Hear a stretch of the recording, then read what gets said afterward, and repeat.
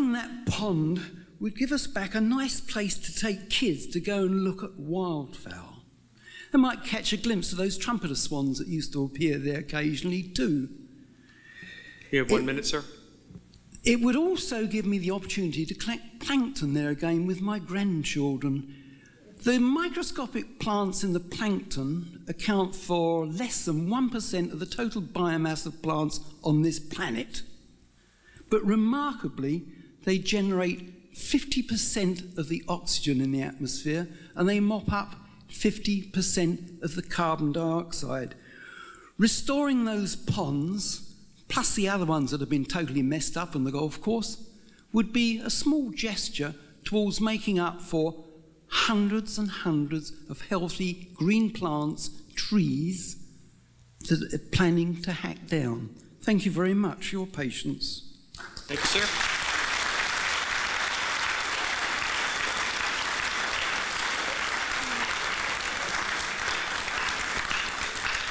Linda O'Connell, please.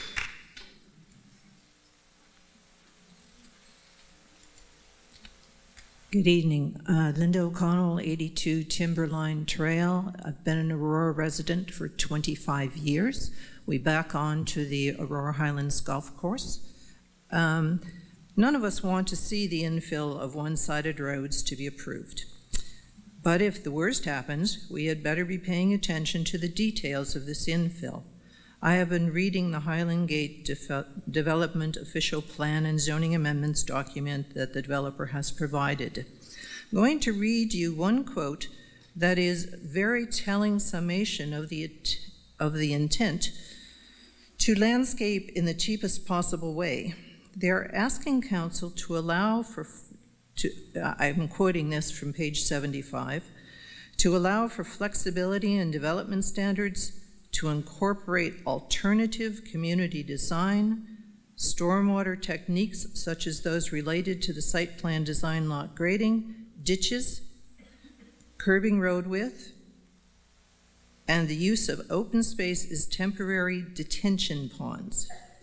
This is not in keeping with the standards of our existing neighborhood. There are a lot of things not mentioned in the official plan, so I asked this of the developers. What size is the proposed buffer zone between the existing lot lines and the proposed new roads? What would be the smallest distance you would ask for? The tree line will probably be totally removed. What is to be planted to replace it? On page 32 in your official plan, you state the site development will require grading with cuts of up to 6 meters and up to 4 meters of fill. Few existing trees will survive this kind of regrading. Can existing homeowners plant additional greenery, pine trees, on the buffer zone to make it a substantial privacy, safety, and noise abatement area? What about the safety of our children at play in our own backyards if undersized roads are allowed to be very close to lot lines? Cars swerving off narrow roads in icy conditions or to avoid a collision could end up driving into pools or play sets. There will be an invasion of privacy and a potential for harassment, even child abduction. Can streetlights be shorter than usual to minimize light pollution in the rear of existing homes? Will they be placed on the frontage of the new homes? We already have a street light on our front lawn. We do not want another one close to our rear lawn. Will there be sidewalks on the new streets? Why would the walking trails have been put on the roads? Will all new streets have curbs and storm sewers to prevent runoff from entering backyards and existing streams? Or will you only rely on lid stormwater techniques, that is ditches, infiltration trenches? How would these ditches drain to prevent standing water and mosquitoes? Who will maintain these ditches after construction? And on page 75, you mentioned using open spaces as temporary detention ponds. You don't indicate the location of these ponds. Again, stagnant water, mosquitoes. Why are you proposing undersized roads within this development? These roads will need to accommodate two-way traffic, park service vehicles, yard maintenance, driveway resurfacing, painters, delivery vehicles, visitor parking. There will be family gatherings and parties, and the walking trail. Winter snow removal will further narrow the road. How safe will it be if emergency vehicles can't easily pass by all of this? 1 minute, please. What would be a safe speed limit on a narrow road so close to backyards where our children play? Will the parking bylaws provide for extra room on the shoulder of our backyard buffer zone or on existing roads? So this to the council, if you do pass the rezoning or the OMB forces you to, will you at least be able to enforce sidewalk, standard road sizes, curbs and storm sewers, and a substantial planted buffer zone between existing backyards and new roads for privacy, safety, and noise abatement? The development will be municipally serviced, and all complaints and corrections to any problems will be at your expense, the taxpayer's expense. Where you allow the developer to cut corners, Time, please, ma'am. you pass the cost to the taxpayer to make it right. Thank you very much. You.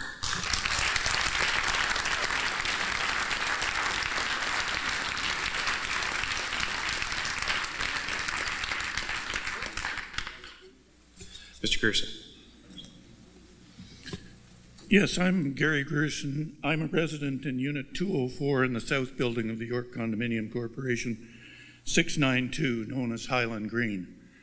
I'm on the board of directors, and I'm here tonight to speak directly on behalf of the board and indirectly on behalf of the 150 homeowners in that condominium corporation. I understand you have a process where you can waive the 5 minutes. I will finish in less than 15 minutes, Mr. Mayor and councillors, with your permission. Mr. Mayor, if I could, I would like to waive procedure.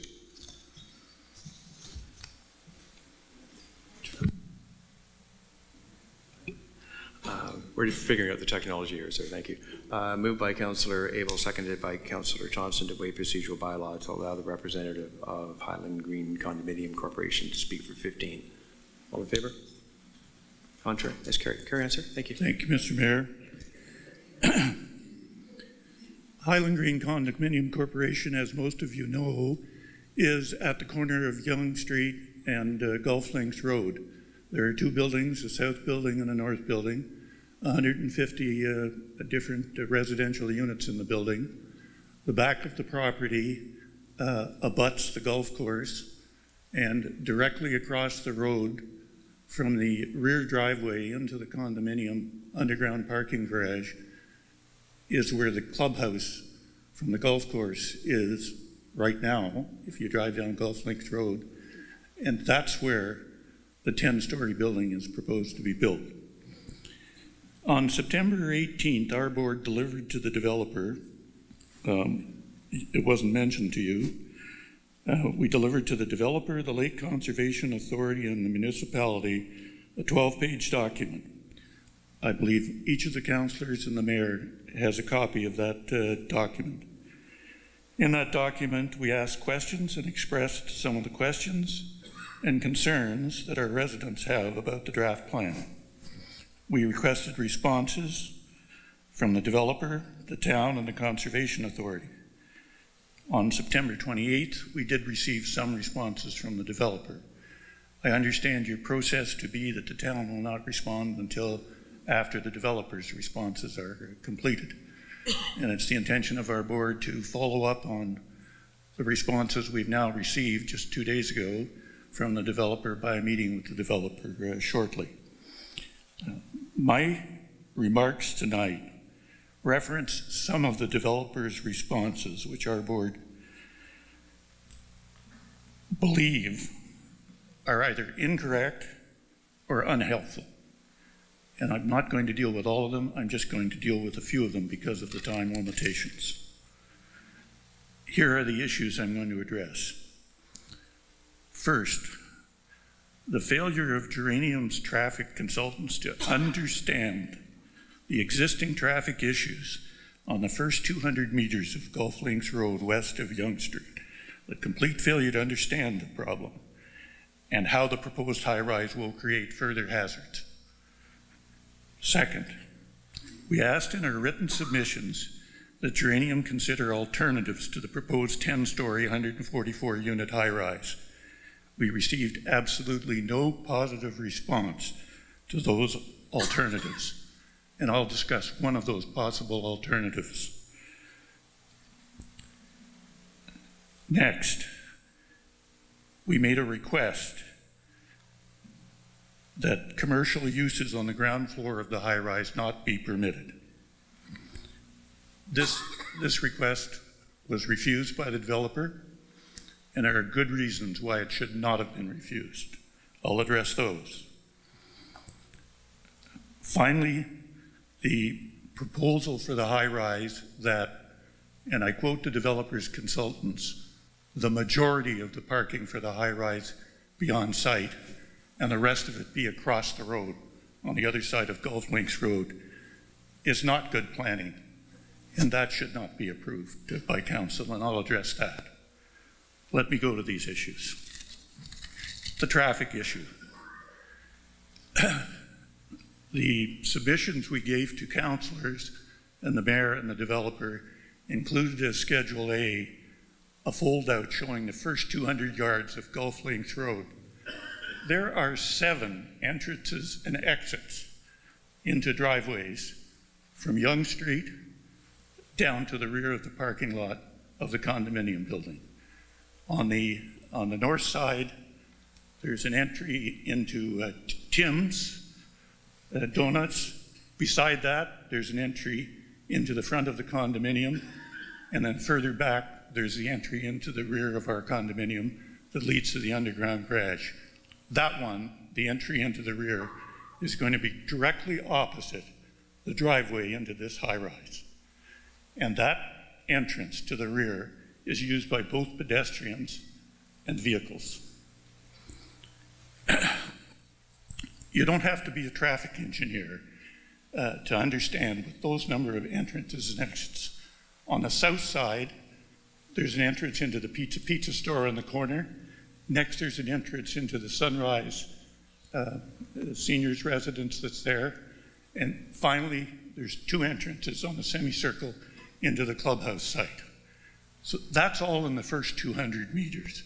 And to that mix, the developer proposes to add 144 units in a building with only the majority of the parking being on site.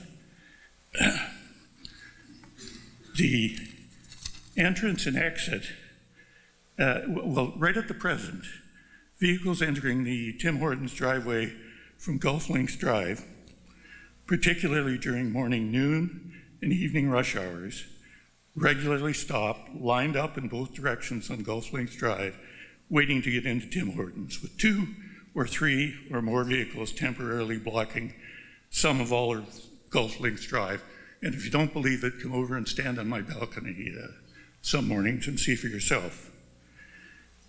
This creates, right now, traffic congestion and hazards for both vehicles and pedestrians.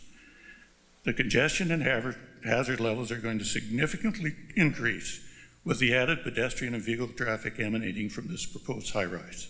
There's simply no doubt about that.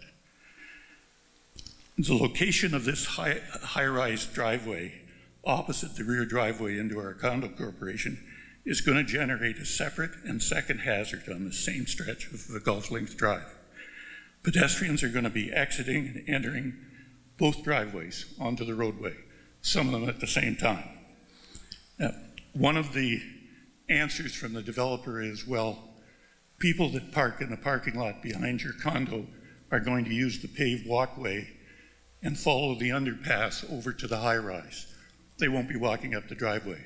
You know what? That's not going to happen. It's not human nature. Come over, stand in the parking lot, look where the walkway goes. It winds around through the stream, under the underpass, and there's a grade that takes it up. People aren't going to do that. I know because golfers didn't do it. The golfers were supposed to drive their power carts and walk, and I'm an offender. I did that too. So I know. The fastest route is from the parking lot is straight across the road. There's no crosswalk, there's no street light, there's nothing. People are going to walk there. Everybody that parks there is going to walk there, and it's an accident waiting to happen. It's just going to be a matter of time. The developers consultants did a traffic study, and they found that, well, on average, there's only going to be an additional 625 cars on Golf Links Road, only a 17% increase. Well, you know what? That's a significant increase, even the 625. And that's some kind of an average. That's not at peak hours. And it's going to put in danger people that park in the lot and walk across the road, whether for commercial uses or residents of the high rise. Is simply not acceptable.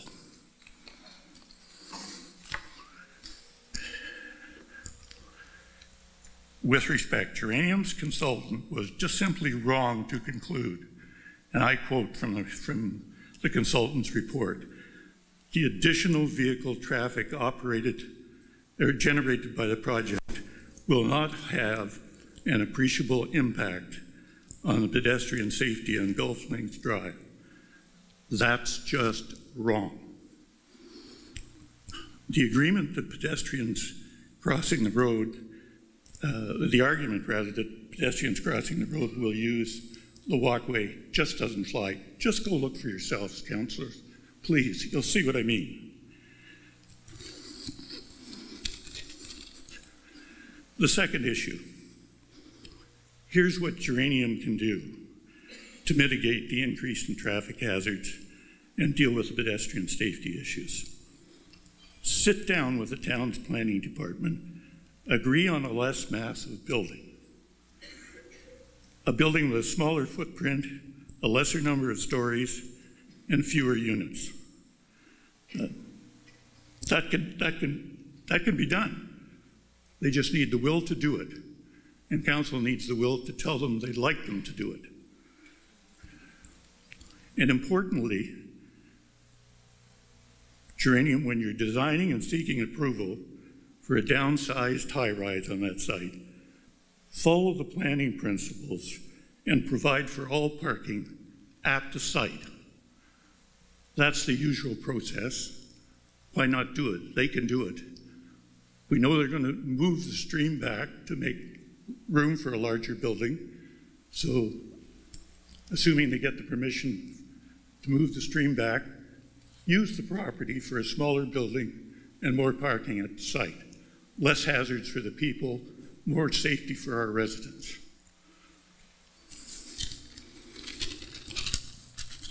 The third and final issue I want to address is do not buy into, council, the argument of Geranium's consultants that somehow, and I quote, the property can be considered a physical extension of the Yonge Street promenade that terminates at the watercourse.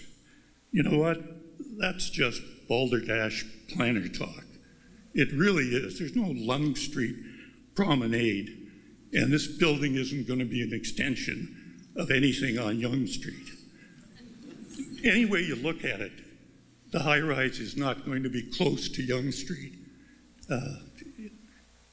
There's no sight line of the commercial uses from Yonge Street. The two stores that are there, Pizza and Tim Hortons, both front on Yonge Street. They're not part of the subdivision. Where the location of this clubhouse is right now is part of an upscale, long-established residential area. And that's what it should remain. And with a scaled-down, tasteful building there, it can remain that way, but not with commercial uses. The reason there shouldn't be commercial uses are several. Take a look at other condo buildings that have commercial uses in Aurora on the ground level. And you'll notice that they're on Yonge Street, they're on Wellington Street. They're on major arteries. They're not on a side street. You'll be setting a precedent that you'll regret if you start allowing commercial uses to every condo building that goes out. There's no reason to make the departure in this case.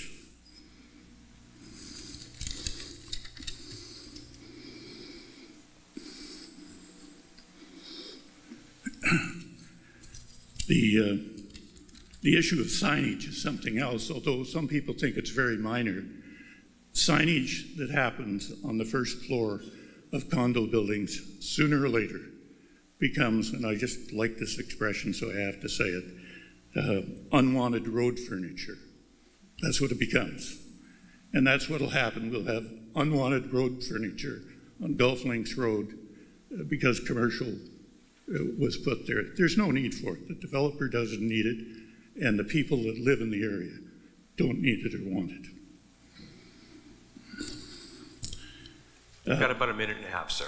That's fine. I'm there, Mr. Mayor. That concludes my remarks, apart from saying that I hope the developer will reconsider on that building and to talk to us about that and talk to us about some other matters that I haven't had time to go into tonight that concern all 150 owners of our condominium complex. Thank you.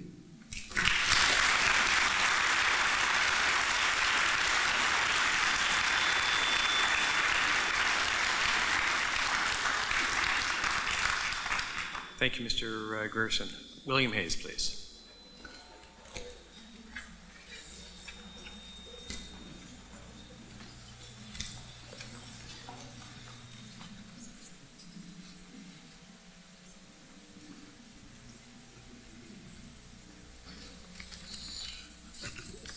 Mr. Mayor, members of council, interested spectators and participants. Thanks for the opportunity to speak. I only had a short time to prepare this, so I did it by hand, and there are 2 copies of it, one of which I will leave with council and one of which I propose to give to the developer. But basically, I'm going to ask a number of questions that require answers from both the town and the developer, and these reflect concerns expressed by several residents of 14924 Yonge Street. So to the developer, will you be turning over to Aurora a turnkey project with completed roads and sidewalks, sewers, sanitary and drainage, full water, gas and electric systems, full internet access from buried cable, street lighting, and traffic signs? For Aurora, the town of, has the town prepared a cost estimate of the interface between the developer's installed services and the town services? And if so, how much, and what will the effect be on local taxes and special assessments or other problems? To the developer, it appears that a main trunk sewer runs along the fairway which extends west from 14924 Yonge Street.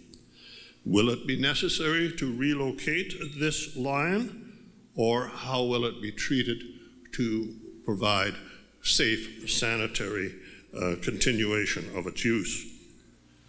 Lastly, to the developer, regarding the multi-story proposed building, I now have an answer that the majority of the parking will be underground. That's good. But this will require a very major excavation and work that has to be performed without damage to nearby buildings from vibration, construction noise, and change of land contours. We'd like to see some comments and answers on that point. Yes, and there's also the fact that local access during construction, because large trucks dump all kinds of mud and sand and obstructions on the road in and out of the construction area, and cleanliness and safety are paramount. To the developer, There is concern regarding reflection from the late spring and summer sun against the southern condo building. The sun will be reflected off all the glass that's in this new condo. And there's enough of a heat load on the south side of that building at the present time. And you only have to spend a few minutes in any one of these condos to realize how much pressure there is from the sun. Okay, and Aurora.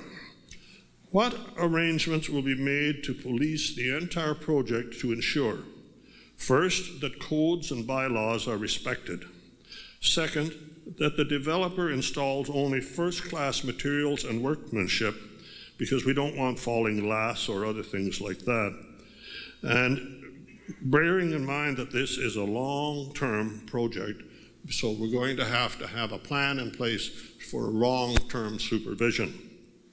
We look forward to answers to these questions in writing at our next meeting in October or sooner if possible. Thank you for your time.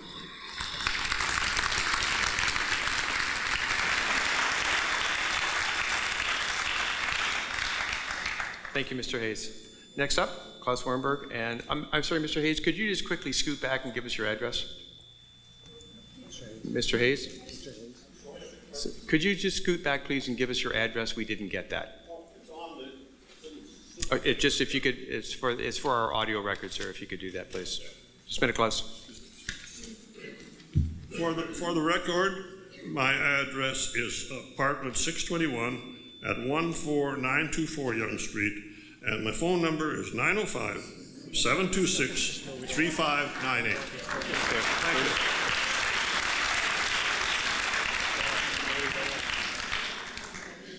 Did everybody get that phone number? We can call Mr. Hayes and he can pick up a pizza for us. Thank you, Mr. Hayes. Klaus.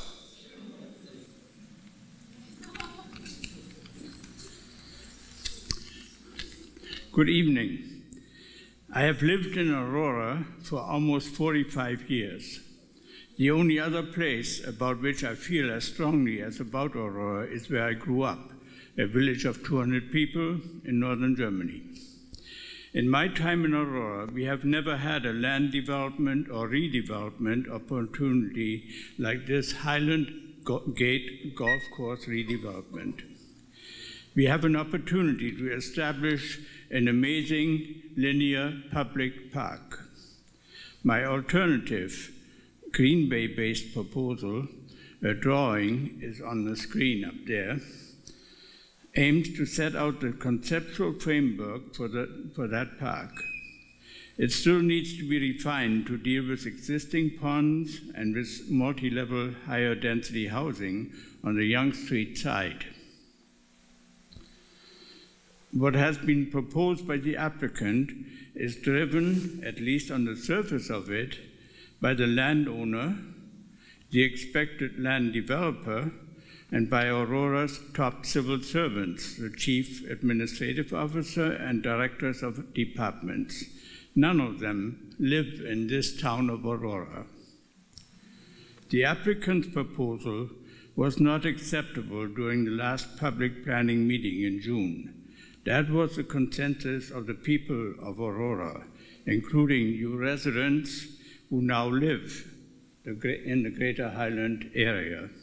Highland Gate area. If the applicant's proposal and a straight rejection end up at the Ontario Municipal Board, the referee will undoubtedly have to favor the applicant's proposal. So ironically, a straight rejection will in effect favor the applicant. We need to develop a third option, which can get standing at the Ontario Municipal Board hearing. My bold Green Bay proposal, the one up there, is meant to be the trigger for such third option. Such option will have a chance for success at the OMB hearing, an option developed by the people of Aurora and not by absentee landowners and developers and agreed to by civil servants who all live out of town. I should mention that Newmarket's Glenway Golf Course redevelopment is now being promoted with the wow factor, and I was expecting a slide up there, it is not up there, of miles of biking and hiking trails in your backyard. This is the one, the advertising, this is in the Homes magazine. In Aurora, we not only have backyard trails, but provincially significant ones like the East-West Oak Ridges Trail and the Lake-to-Lake Trail that is now being developed from Lake Ontario to Lake Simcoe, to which you will have access. In Toronto's Yonge Street corridor, it is not the parking spaces that attract buyers to residential downtown units, but the walkability of downtown. In a decade or two, we shall be in the same position in Aurora's downtown. It is not the size of the lot or your house, but the location of your lot that matters. At your back door, you can have the quasi-equivalent of internationally acclaimed Manhattan's Highland Park, a linear park, only a much more upscale version of it, with real nature and with nature trails. It is up to you. If you want to help me with refining my proposal, with developing the people of Aurora's version of the repurposing of Highland Gate, then please put your name on the list that will be in the foyer as you leave this room.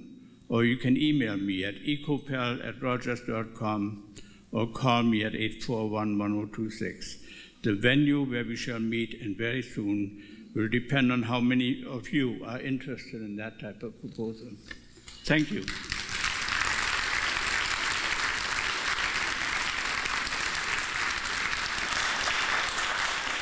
Thank you. And I would suggest that people actually do not give their phone numbers out. It's obviously if you want to, it's your option, but my suggestion would be don't do that. Chris Neal. And again, if I could remind you, please, to give us your name and address when you come up to the microphone.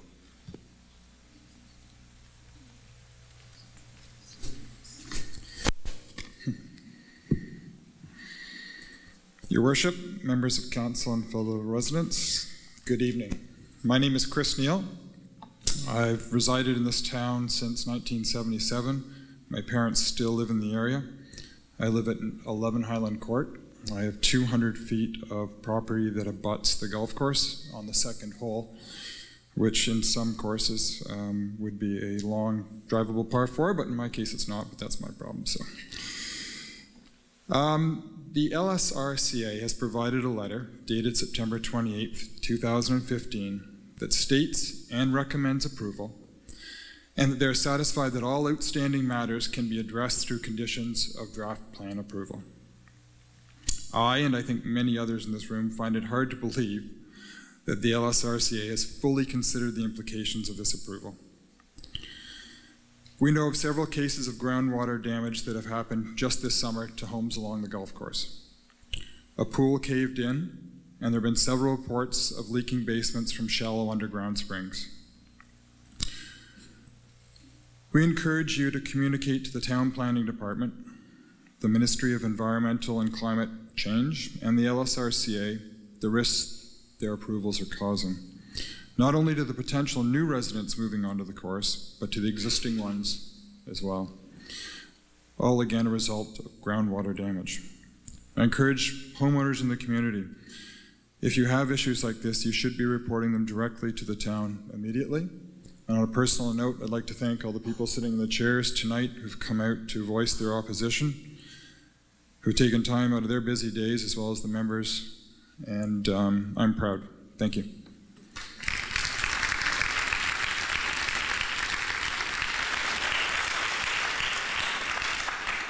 Thank you, Mr. Neal.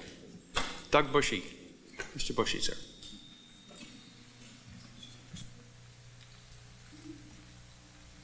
Mr. Mayor, Council, good to see you again. I'm a longtime resident, Doug Bushy, 207 Wellington Street West.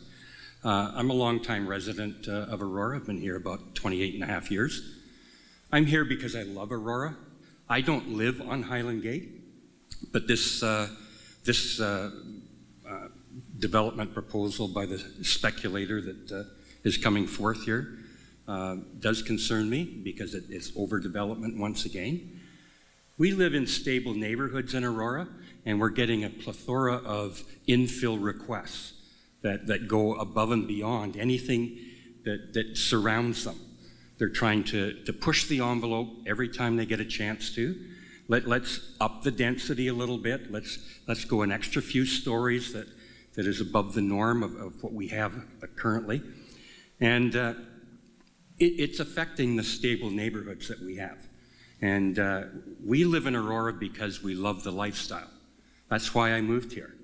I haven't entertained leaving, and I don't think anybody here has done the same thing. The fact that there's so many people here, I think, reinforces my idea that this is a wonderful town to live in. We want to keep it that way. We're not against development, we're against overdevelopment.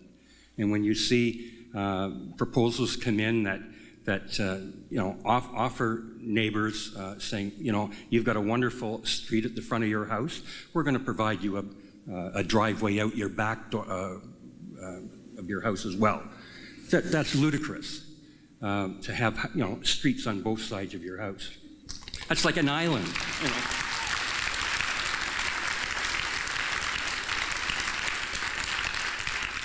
As I say, we're not against development, but these are stable neighborhoods. Make sure it stays stable neighborhoods. You're going to have people pick up and sell out if this is the case, because that's not a neighborhood you want to live in. And this is a wonderful town. Let's not spoil it. Let's make the developers, or as I call them, speculators, follow the rules that are in place and not allow them to make a quick buck and move on. Because they don't live here. We're the ones who have to pick up the pieces later. It's our children that grow up here. It's our elderly parents that we're looking after for the rest of their lives. Let's have a continuum of life here that serves us all. And let's not keep it just for the quick buck artists. Make them follow the rules. Don't let them, we'll just change this variance. We want a little higher. We want, a little narrower. We want narrower streets. We want, give us this break, that break, because we can make a lot more money. Make them develop properly. Thank you.